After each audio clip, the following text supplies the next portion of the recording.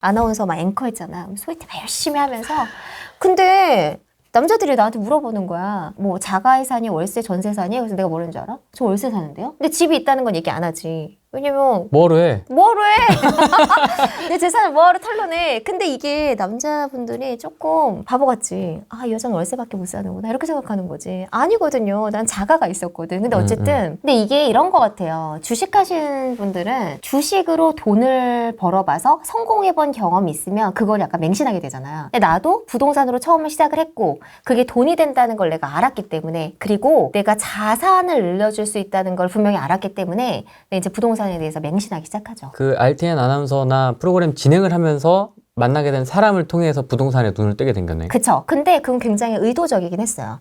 부동산 TV에 제가 왜 간 줄 아세요? 나는 일반 아나운서를 하면 경쟁력이 없다고 생각했어. 솔직히 내가 그렇게 이쁜 스타일은 아니야. 그리고 약간 세 보여, 어떻게 보면. 그래서 일반 아나운서가 접근할 수 있는 거는 한계가 있어요. 왜냐면 아나운서들은 네 이렇게 하면서 막 교양 프로그램 해야 되잖아요. 근데 나는 약간 좀 딱딱하고 경제 이런 분야에 내가 맞다고 생각을 했고 그다음에 나는 누가 써준 원고를 읽기 싫은 거야. 내가 바꾸고 싶고 막 공부하고 싶고 막 이런 성격이 있었고 그래서 내가 좀 경제 분야를 좀 해봐야겠다라고 해서 의도적으로 부동산 TV에 간 거예요. 근데 나랑 합이 좀 잘 맞았던 것 같아요.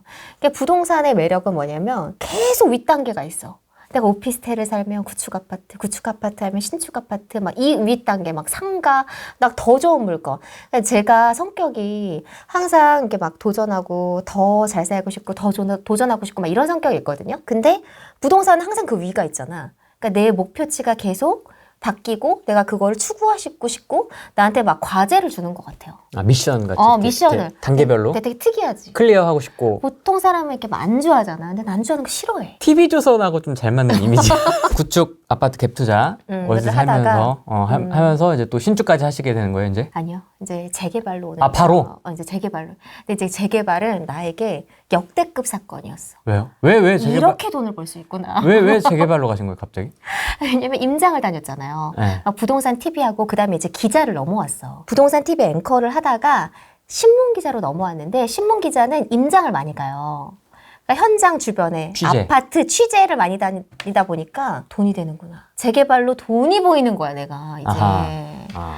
근데 이거는 오피스텔이나 아니면 구축 아파트나 저리 가라. 이거는 하이리스크 하이리턴인데 그 허물어진 집을 보고 돈이 보이더라고. 그리고 실제로 그걸 갖고 돈을 번 사람들을 보니까 내 인생을 여기다 올인해야겠다. 아, 재개발이다, 나는. 아나운서고 뭐고. 그냥 아나운서와 사실 기자는 그냥 명함, 타이틀, 나에 대한 직업이고 그냥 내 인생을 여기다 올인해야겠다 이런 생각을 하죠. 난 아직도 떨려. 재개발 막 가면은 이게 어떻게 앞으로 무슨 가치가 있을까? 미래 가치가 있을까? 떨려요. 공부는 어떻게 하셨습니까? 재개발이 좀 어렵지 않습니까? 일단은 일반인들은? 근데 다행히 저는 직업이 이제 부동산 관련한 직업이잖아요. 그러니까 주워들은 게 많아요. 왜냐면 가면은 전문가들이랑 얘기하고 분양 소장 막 이런 분들이랑 얘기하다 보니까 일반인들이 이렇게 공부해야 되는 이야기를 나는 가서 현장에서 직접 듣는 거야. 그리고 내가 질문할 수도 있고 그리고 제가 이렇게 기사를 쓰다 보면은 이렇게 흐름이 파악이 되더라고요.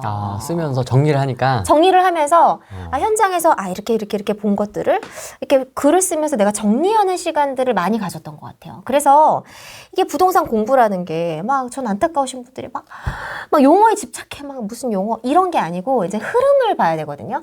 요렇게 굴러가는구나 라고 하면 그 용어 같은 게 어감으로 와닿아요. 내가 그 용어를 모르지만 그래서 저는 뭐 용어 사전 뭐 이렇게 찾아보고 이러는 행동을 하지 않았어요. 오히려 발로 뛴 거지. 그때는 막 가서 현장에서 보고 아줌마들이 하는 얘기, 돈이 어떻게 오고 가는지 막 이런 것들을 먼저 보기 시작을 했고 실제로요. 여기 앉아서 맨날 이거 봤자 소용없어. 가서 직접 돈 번 사람들 그리고 현장에서 이런 사람들 보면 다르죠. 그리고 나서 그걸 먼저 보고 와서 페이퍼를 정리하기 시작했죠. 감사한 거는 직업이 그냥 부동산에 관련된 일을 했기 때문에 많은 사람들을 보고 돈 번 사람들 그리고 투자하는 사람들 인터뷰하고 막 분양소장님들 막 이런 분들에게 막 귓동량을 듣다 보니까 내가 자연스럽게 이렇게 투자에 접근을 하게 됐어요. 그리고 내 돈을 투자하려고 하잖아요. 그러면은 그게 막 저절로 막 공부가 돼. 막 밤을 새워. 저는 어떠냐면은 내가 투자하려고 하면 여러분 이제 투자가 최고의 공부라는 게 그런 말이 있는 것 같아. 실제로 막 막 미치겠는 거야. 가서 보면은 막 내가 이 돈을 잃으면 안 되잖아. 내가 전 재산인데. 그러니까 막 주택 수에 포함, 미포함 다 찾아보는 거야. 막 밤에 잠이 안 와. 찾아보고 이게 나한테 영향이 있을까 없을까. 그러니까 저절로 그거를 이론적으로 공부하는 게 아니고 내 돈을 투자하면서 내가 직접 배우게 된 거죠. 그 중에서도 제가 그래도 성공했던 광명이었던 것 같아요. 광명 몇 구역입니까? 전 12구역을 샀었어요. 12구역을 사고 12구역 또 샀다. 두 개? 11구역. 아, 11. 구역을 잘 선택을 해야 되는 것 같아요. 그러니까 내가 돈이 부족하다고 해서 잘 모르는 구역, 막 이런데 막 사잖아요, 그냥. 그러니까 내가 막 서울에 살아. 근데 저기 어디가 있는 부평에 잘 모르는데 돈에 맞춰서 가서 사면은 결국에 거기 안 오르더라고. 근데 사람들이 왜 많이 모이겠어? 왜 가격이 비싸겠어? 그건 값어치가 있기 때문에 비싼 거예요. 결국에는 그런 구역에 투자하면은 돈이 되더라고요. 지금 부평 재개발 무시하는 거예요? 그런 건 아니에요. 입지가 좋은데 저평가돼 있고 얘가 고평가를 받을 건지를 미래를 점칠 수 있는 그 보는 눈이 필요하다고 생각해요. 저는. 이론적인 게 아니고 여기가 지금의 상태는 이런데 앞으로 미래 가치가 어떨까 그거를 생각해 보면 답이 나올 것 같아요. 그러니까 지금 뭐 어떻고 저떻고 이런 거보다 앞으로 내가 시간에 대한 투자를 할 수 있는 사람이라고 하면 10년 뒤에 여기가 이렇게 변하겠구나 이런 눈을 좀 가졌으면 좋겠어요. 그러니까 현장을 많이 가보니까 그런 것들이 이제 이해하게 된 거죠. 보이는 거죠. 그렇죠. 여기는 저게 문제가 돼서 어렵겠는데 까리해. 그러니까 내 기준이에요. 사람도 보면은 내가 나이가 있는데 모든 사람하고 나랑 잘 맞을 수가 없잖아. 그리고 약간 보면은 까리해. 약간 사기칠 것 같아. 까리해. 이런 사람은 약간 솔직히 약간 조심하게 되잖아요. 물건도 마찬가지예요. 요기 10개 중에 3, 4개는 좋은데 한두 개가 마음에 너무 걸려. 이런 거는 힘들어요. 그런 건 누가 봐도 저렴해. 근데 소규모야. 막 난장판이야. 이런 거는 잘 되겠어요? 잘 안 될 확률이 높다는 거죠. 그런데 이런 것들을 바람이 불어서 투자하면 안 되는 거지. 이제 바람이 한번 불었잖아. 상승장에는 근데 헷갈려. 오히려 하락장에는 저는 그런 것 같아요.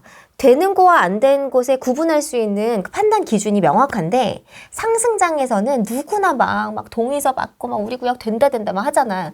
그러니까 그 볼 수 있는 눈이 흐려지기 때문에 그걸 또 명확하게 잘 잡아서 과연 내가 투자할 가치가 있는 건지 그것들을 잘 보는 눈이 필요한 거지. 이게 내 남편감이구나, 연애할 감이구나, 아니면 썸을 탈 감이구나 이걸 판단을 잘해야 되는 거지. 썸 타는 거는 투자하면 돼요, 안 돼요? 안 되지. 뭐하러 투자해? 썸만 탈 수도 있잖아. 그런 거 안 해. 시간 낭비야. 시간 낭비. 뭐하러 시간 낭비해? 돈 낭비, 시간 낭비. 바람 불기 전에 산 것 같아. 바람 불기 전에 샀죠.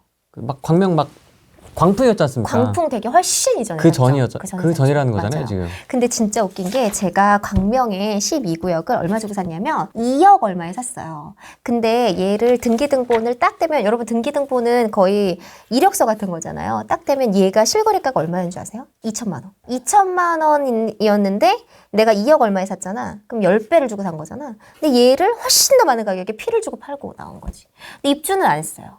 둘 다. 그 전에 털었어요. 왜요? 뭐 여러 가지가 이유가 있었는데 광명이 나는 끝물이라고 생각을 했어요. 왜냐면 저평가되면서 고평가로 넘어갔는데 피가 좀 과하게 많이 붙어 있다라는 생각이 들었고요. 그리고 입주 시점에 광명이 대규모 재개발이잖아요. 그러면 내가 거기서 실거주할 거 아니고 전세에 놓을 건데 대량으로 공급이 들어오면 전세가가 떨어지잖아요. 그럼 내가 전세를 못 맞출 수 있겠구나라는 생각을 했었고 그래서 더 털어야겠다. 그리고 조금 더 저평가된 곳에 또 투자를 하자. 이게 결정적으로 이거네 사실. 물론 입주해서 시간이 지나면 또 평가될 수 있지만 진짜 솔직히 얘기해요.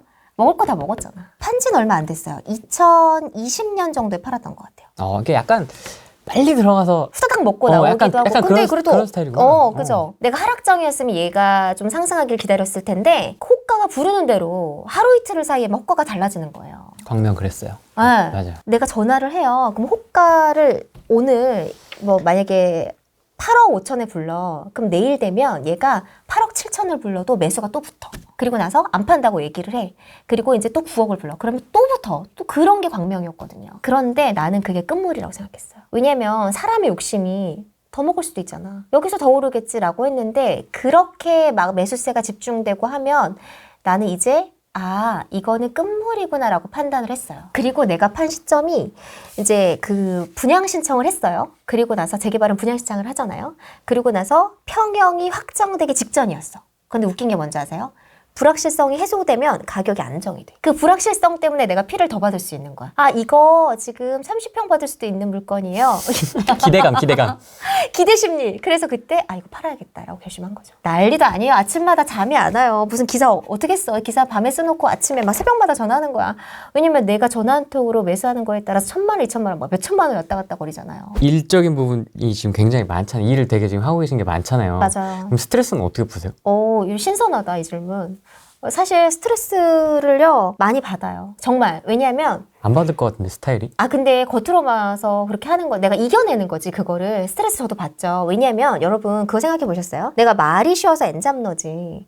내가 여러 사람하고 일하고 되잖아요. 그러면 내가 사업체를 딱 갖고 컨트롤 하는 게 아니야. 내가 이 사람 하면 이 사람 스타일을 맞춰야 되고, 각각의 다 다르잖아요. 내가 그 상사들이 원하는 것도 다르고.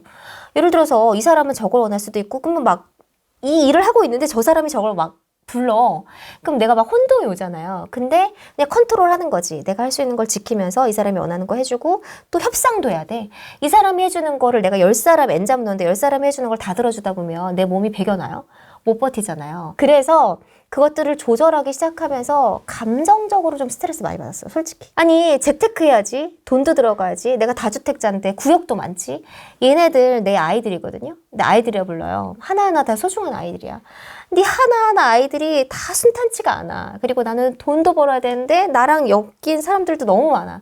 내가 집에서 혼자 스트레스 푸는 방법은 아무도 안 만나요. 집에 있는다. 되게 외향적으로 보이죠. E 같잖아, E. 근데 MBTI? MBTI 중에서 E 같잖아요. 근데 외향성이 있긴 한데 이제 이렇게 많은 활동들을 하다 보니까 저의 스트레스 해소하는 방법은 사실 혼자 좀 있어요. 왜냐면 좀 가만히 있고 싶어. 누가 이렇게 간섭하지 않고 그냥 좀 생각을 좀 정리를 하고 차분하게 감정적으로 이해하고 그래서 주변을 근데 되게 정적이에요, 저. 내가 뭐를 하지 않아요. 뭐 음악을 듣는다든지 뭐 그냥 굉장히 정적인 음악을 듣고 정말 일상적인 거 해요. 그냥 사우나 간다던가 아니면은 뭐 주위에서 그냥 산책을 한다던가 뭐 운동을 멀리 나가거나 액티비티도 안 해요. 그러니까 누가 물어보면은 되게 막 스님처럼 지낸다고 이러는데 그렇게 실제로 해요. 근데 그런 시간이 있어야 한번 나를 돌아보고 내가 이제 감정적으로 좀 정리가 되더라고요. 근데 저는 이제 엔잡러로서 하고 싶은 마음이 제일 힘들어요, 사실.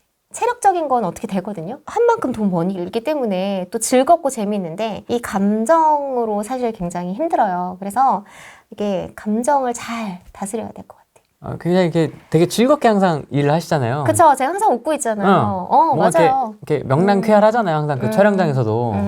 그래서 뭐 이렇게 전혀 뭐 그럴 줄 알았는데. 근데 사우나에서 가끔 눈물을 한 방울씩 흘러. 난 가끔 눈물을 흘린다? 대출이자가 얼마큼 나왔을까 막 이러면서 사람이 고민이 없는 사람이 어디 있겠어요. 근데 이제 겉으로 봐서 뭐 다주택자, 뭐 엔잡러 하고 사실 일적으로나 아니면 재테크적으로 되게 감사해요. 정말. 내가 열심히 한 만큼 그만큼 또 성과가 있었기 때문에 정말 감사하면서 더 열심히 하면서 이렇게 살고 있거든요. 내가 근데 벌인 일이니까 누가 뭐 시켜서 한 것도 아니야. 그런데 내가 이걸 견디는 이유는 명확해요. 내 아이들, 내가 투자한 것들이 분명히 입지가 좋기 때문에 사업성이 좋기 때문에 10년 뒤에 나는 분명히 어떤 성과를 가지고 갈 것이다 라는 내 확신. 그리고 난 40, 50대 지금은 좀 힘들지만 내가 40, 50대 보세요. 나 편안하게 사는 거 보세요 한번.